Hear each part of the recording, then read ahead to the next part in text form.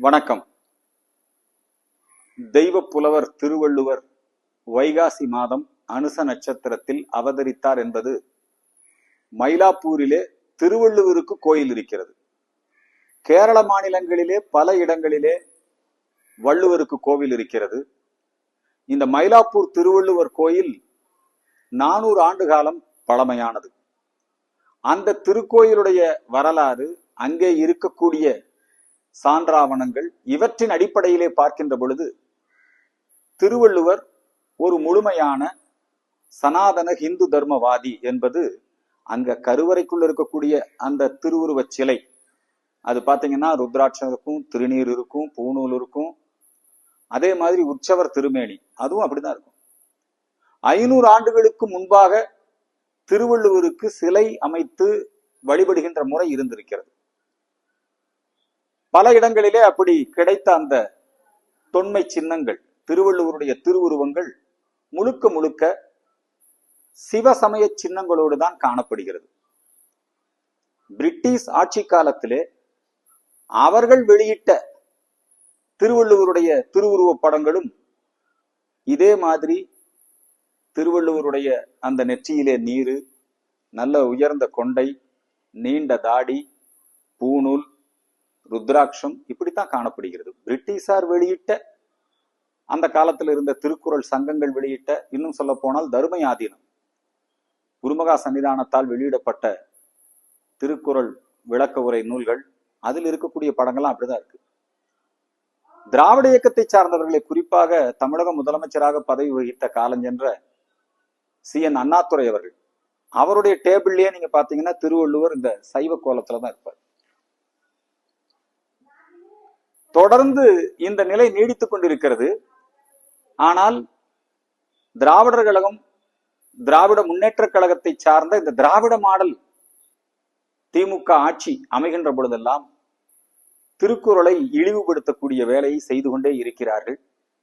திருவள்ளுவரை ஒரு கிறிஸ்தவராக சித்தரிக்க வேண்டும் என்பதற்காக இப்போ மயிலாப்பூர்ல 63 உற்சவத்துல 63 நாயன்மார்களோடு திருவள்ளுவர் திருவுருவ அந்த திருமேனியும் எடுத்து வரப்படுகிறது. எல்லாம் ருத்ராட்சம் போட்டு தான் எடுத்துட்டு வராங்க.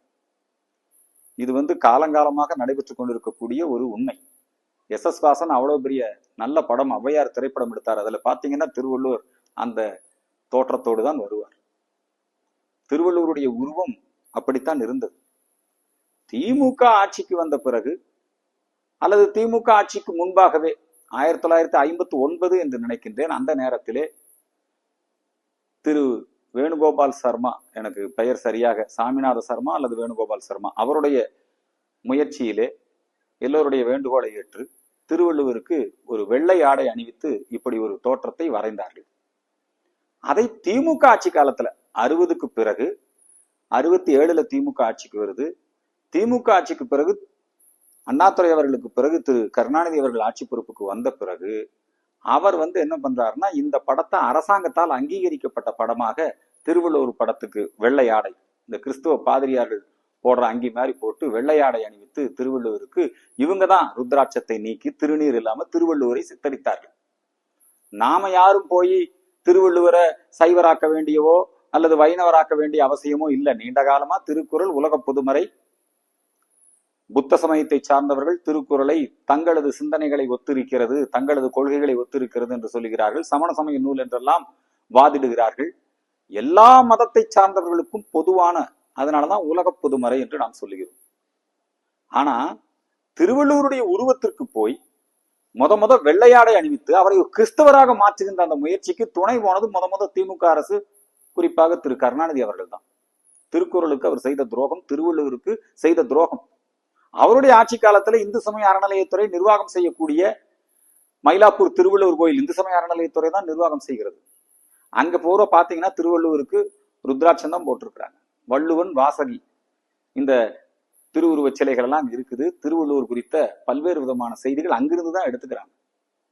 ஆனால் திராவிட முன்னேற்ற கழகம் ஆட்சி பொறுப்பில் இருக்கிற பொழுது திருவள்ளுவர் ஆண்டை அவர்கள் திருவள்ளுவர் ஆண்டுன்னு முதல்ல பின்பற்ற துவங்கினார்கள். அதனை தொடர்ந்து திராவிட முன்னேற்ற கழகம் ஆட்சி பொறுப்புல வந்த பிறகு அவங்க திருவள்ளுவர் ஆண்டுன்னு டைரி, கேலண்டர் எல்லாம் வெளியிட்டாங்க. எம்ஜிஆர் அவர்கள் உலகத்தமிழர் மாநாடு நடத்தி முடித்த பிறகு திருவள்ளுவர் ஆண்டு என்பதை நடைமுறைக்கு கொண்டு வந்தார். கிறிஸ்துவருக்கு ஒரு 31 ஆண்டுகளுக்கு முன்பாக திருவள்ளுவருடைய அவதாரம் என்பது எல்லோராலும் ஒப்புக்கொள்ளப்பட்ட ஒரு விஷயம். ஆனா திமுக தொடர்ந்து இந்த தெய்வநாயகம்னு ஒரு புலவர்ல பாதிரியார், மதபோதகர், அவரு, அவங்க மக தேவகலா, இவங்க எல்லாம் சேர்ந்து தொடர்ந்து திருக்குறளை ஒரு கிறிஸ்துவ நூலாக்க முயற்சித்துக் கொண்டே இருக்கிறார்கள். ஈவராவை பொறுத்தவரை, திராவிடர் கழகத்தை பொறுத்தவரை திருக்குறள் என்பது ஒரு ஆரிய நூல், அது வைதிக நூல், பார்ப்பன அடிமை சிந்தனை கொண்ட நூல், ஆரிய அடிமை திருவள்ளுவன். இன்னும் சொல்ல போனா திருக்குறள் மேல அவங்களுக்கு எவ்வளவு கோபம்னா, திருக்குறள் தங்கத்தட்டில் வைக்கப்பட்ட மலம், இப்படி எல்லாம் ஈவேரா மிக மோசமாக திருவள்ளுவரை, திருக்குறளை திட்டியிருக்கிறார். அவங்க உடனே ஆதாரங்களை எடுத்து வருவாங்க. ஈவேரா திருக்குறள் வகுப்பு நடத்தினார். ஈவேரான தமிழறிஞரா திருக்குறள் வகுப்பு நடத்துறது? தமிழை காட்டு முன்னாடி மொழின்னு சொன்னவர் அவர். ஆனாலும் இந்த திராவிடர் கழகம் மற்றும் பாதிரியார்கள் இவங்கெல்லாம் இணைந்து எப்படியாவது இந்த திருக்குறளை ஒரு கிறிஸ்தவ நூலாக மாற்றிவிட வேண்டும் என்பதற்காக அந்த காலத்துல ஆர்ச்சி பிஷப் அருளப்பா மூலமாக ஜான் கணேஷ் ஐயர்னா எவனோ ஒருத்தன் புதுசா மதம் மாறினவனை வச்சு போலி ஓலைச்சுவடியெல்லாம் தயார் பண்ணி அந்த நேரத்துல அது காவல்துறையால் கண்டுபிடிக்கப்பட்டு வழக்கு போடப்பட்டு தண்டனை எல்லாம் கிடைத்திருக்கிறது. ஆனாலும் இந்த தெய்வநாயகம், தேவகலா இவங்க தொடர்ந்து திருக்குறளை ஒரு கிறிஸ்துவ நூல் என்று சொல்லிக்கொண்டே இருக்கிறார்கள். அது ஒரு இந்து சமய நூலா இருக்கட்டும், சைவ சமய நூலா இருக்கட்டும், நிச்சயமா அது கிறிஸ்துவ சமய நூல் கிடையாது. முஸ்லிம்கள்ல கூட ஒருத்தர் எழுதினாரு, உலக பொதுமறை என்று திருக்குறளை சொல்லக்கூடாது, குரான் தான் உலக பொதுமறை, உலகத்தில் இருக்கிற எல்லாரும் ஏத்துக்கிட்டாங்க. அதுக்கு முன்னுரை எழுதுனது எங்காடு கருணாநிதி, இந்த அன்பழகன், நெடுஞ்செழியன், இவங்கெல்லாம் முன்னுரை எழுதினாங்க. உலக பொதுமறை திருக்குறான் தான். திருக்குறள்ல மாமிசம் உண்ணக்கூடாது, கொல்லான் புலால் மறுத்தானை கைகூப்பி எல்லா உயிரும் தொழும் அப்படின்னு வந்திருக்குது. அதனால அது எல்லாரும் கல்லுண்ணாம எல்லாரும் பின்பற்ற முடியாது. இதனால உலக பொதுமறைங்கிறது குரான் தான் அப்படின்னு சொல்லி எல்லாம் அவங்க முன்னுரையெல்லாம் கொடுத்துருக்குறாங்க முஸ்லிம்களுக்கு. எப்படியாவது திருக்குறளை ஒழிச்சு கட்டணும். ஏன்னா திருக்குறள் இந்து தர்மத்தை, சனாதன தர்மத்தை வலியுறுத்தக்கூடிய ஒரு நூல், கடவுள் வாழ்த்தோடு துவங்கக்கூடிய ஒரு அற்புதமான நீதி நூல். ஆனா இவங்க தொடர்ந்து இதை பண்ணிட்டே இருக்கிறாங்க. இந்த திராவிட மாடல் கவிஞர் கருணாநிதிக்கு ஜால்ரா கவிஞர், இப்ப மு க ஸ்டாலினுக்கு ஜால்ரா கவிஞர் வைரமுத்து, அவர் ஏற்கனவே தமிழ்தாய் ஆண்டாளை மிக கேவலமாக விமர்சித்தவர். தினமணியிலே தமிழாற்று படை என்று எங்களுடைய நாவுக்கரசரை குறித்து, பாரதியாரை குறித்தெல்லாம் அவர் அவங்க எல்லாம் கூட ஈவேரா கிட்ட பாடம் படிச்சாங்க. வள்ளலார் ஈவேரா கிட்ட படிச்சுதான் அவருக்கு அந்த சிந்தனை வந்ததுங்கிற மாதிரி எல்லாம் எழுதுவார் இந்த ஆளு வைரமுத்து. அப்படி எழுதும்போது ஆண்டாளை மிக கேவலமாக, தரக்குறைவாக விமர்சித்து எழுதினார். கடுமையான எதிர்ப்பு வந்தது. அதுக்கு எல்லாம் திமுக காரனால முட்டு கொடுத்தான். அப்புறம் மன்னிப்பு கேட்கணும், மனம் முன்பிட்டு இருந்தா மன்னிப்பு கேட்போம் எல்லாம் சொல்லிட்டு இருந்தார். இன்னும் வைரமுத்து ஆண்டாள் குறித்து தெரிவித்த கருத்து, இவர் தமிழ் ஆற்றுப்படை அல்ல, தமிழை அகற்றக்கூடிய படை, தமிழை கிறிஸ்துவ மொழியாக மாற்றக்கூடிய ஒரு சதிகாரன் இந்த வைரமுத்து. அவன் இந்த தெய்வநாயகத்துக்கு திருமாவளவன் போய் கலந்துகிட்டாரு. திருக்குறள் திருவள்ளுவர் ஒரு கிறிஸ்தவர், ரஜினிகாந்த் வச்சு சினிமா படமெல்லாம் தயாரிக்கிறதுக்கு சர்ச்சைகள் முயற்சி பண்ணுச்சு. இது சம்பந்தமான நிறைய ஆதாரங்கள், ஆவணங்கள்லாம் நான் கொடுத்துருக்கிறேன். இதை யாரும் திராவிடத்துக்காரன் மறுக்க முடியாது. கிறிஸ்துவ பாதிரிமார்கள் வேண்டும் என்று உள்நோக்கத்தோடு வள்ளுவரை கிறிஸ்துவர் ஆக்கிடணும். அதுக்கு வைரமுத்து இப்ப ஜால்ரா போடுறாரு. இந்த வைரமுத்து அனுஷ நட்சத்திரத்துலதான் இந்த விழா கொண்டாடப்படுகிறது. மறைமலையடிகள் துவங்கி ஏன் அண்ணாதுரையா அனுஷ நட்சத்திரத்துலதான் திருவள்ளுவர் தினம் கடைபிடிச்சிருக்கிறார். கருணாநிதி காலத்துல ஏற்பட்ட பிறழ்வு, அதை வைரமுத்து அப்படியே ஜால்ரா அடிக்கிறாரு. வைகாசி அனுசம் திருவள்ளுவருக்கு விழா கொண்டாடுகிறார்கள். ஆளுநர் மாளிகையில ஐயோ வள்ளுவருக்கு காவி படம் போட்டு வெளியிட்டாங்க, உனக்கேன் கஷ்டம், வெள்ளை போட்ட போது நீ ஏன் துடிக்கல? சனாதன தர்மத்தை அழிக்க வேண்டும் என்கின்ற ஒற்றை நோக்கத்தோடு செயல்படுகின்ற இந்த வைரமுத்துவுக்கு கடுமையான கண்டனத்தை தெரிவித்துக் கொள்கிறோம். நிச்சயமாக நாங்கள் அறத்தின்படி நடப்பவர்கள். அறம் பொருள் இன்பம் வீடு பேறு தர்ம அர்த்த காம மோட்சம், அறத்துப்பாலின்படி உங்களுக்கு தக்க பாடம் புகட்டுவோம், எச்சரிக்கின்றோம். வைரமுத்துவிற்கு வன்மையான கண்டனத்தை தெரிவித்துக் கொள்கிறோம். தொடர்ந்து சனாதன இந்து தர்மத்தை, தமிழை, தமிழ் தாயை, ஆண்டாளை, திருவள்ளுவரை இழித்து பழித்து இதையெல்லாம் தாண்டி உங்களுக்கு கருத்து வேறுபாடு பிஜேபியோடு இருக்கட்டும், உங்களுக்கு கருத்து வேறுபாடு இந்து மக்கள் கட்சியோடு இருக்கட்டும், உங்களுக்கு கருத்து வேறுபாடு கவர்னரோடு இருக்கட்டும், உங்களுக்கு என்ன கருத்து வேறுபாடு? ஏன் திருநீற்றை இழிவுபடுத்துகிறீர்கள்? திருநீற்றினுடைய பெருமை உங்களுக்கு தெரியுமா? திருநீர் தான் தமிழனுடைய அடையாளம், ருத்ராட்சம் தான் தமிழனுடைய அடையாளம்.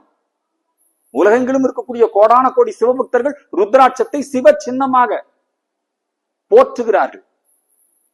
அந்த ருத்ராட்சத்தை இன்னும் ருத்ராட்ச உருட்டுன்னு எழுதுற நீ, ஒன்ன மாதிரி உருட்டல் கவிஞனா நீ? கவிதைக்கு பொய்யழகு என்று சொல்லி இந்த நாட்டு மக்களை ஏமாற்றி கொண்டிருக்கக்கூடிய, பல பெண்களை ஏமாற்றிய ஒரு அருவருக்கத்தக்க பிறவி நீ. நீ திருநீற்றையும் நம்முடைய ருத்ராட்சத்தையும் இழிவுபடுத்தியது, எங்களுடைய சிவ சின்னங்களை இழிவுபடுத்தியது. நீ கவர்னர் என்ன வேணா பேசிக்கோ, பிஜேபி என்ன வேணா பேசிக்கோ, அர்ஜுன் சம்பத்தை கூட என்ன வேணா பேசிக்கோ. நீற்று மேனியர் மேல்பட்ட காற்றும் கொள்ள நில்லா அமனர் என்று சொல்கிறார் ஞானசம்பந்த பெருமாள்.